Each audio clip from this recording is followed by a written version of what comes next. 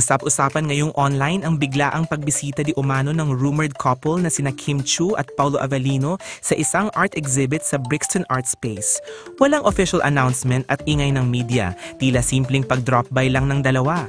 Pero syempre, sa mata ng mga fans at netizens na laging nakaabang sa galaw ng dalawa, mabilis na naging mainit na balita ang naturang sightings. Makikita sa larawan na tila nasa magandang mood sina Kim at Paulo habang nag-iikot sa exhibit.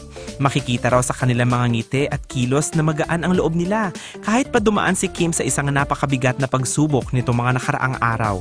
Kung tutuusin, marami pa ring netizens ang hindi makatanggap na sa gitna ng personal niyang problema ay nagagawa pa niyang ngumiti at magpakita ng tapang. Kaya ang makita itong masaya at relax kahit paano ay nagbigay ginhawa sa fans na nag-ahalala sa kanya. Dahil dito, agad na kumalat ang spekulasyon na marahil ay si Paulo ang nag-aya o nagdala kay Kim sa art exhibit na iyon. May mga nagsasabing baka gusto raw ni Paulo na maiba muna ang scenery ni Kim, mailayo sandali sa bigat na mga nangyari at makahanap ng kahit kaunting peace of mind sa isang tahimik at malikhaing espasyo. Art therapy kumbaga, pero sweet version ayon sa mga fans.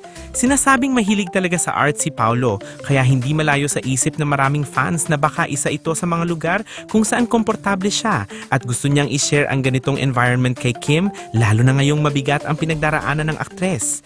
Para bang kahit hindi niya maalis ang problema, maaani niya itong dalhin sa isang lugar na magaan, maganda at puno ng inspirasyon.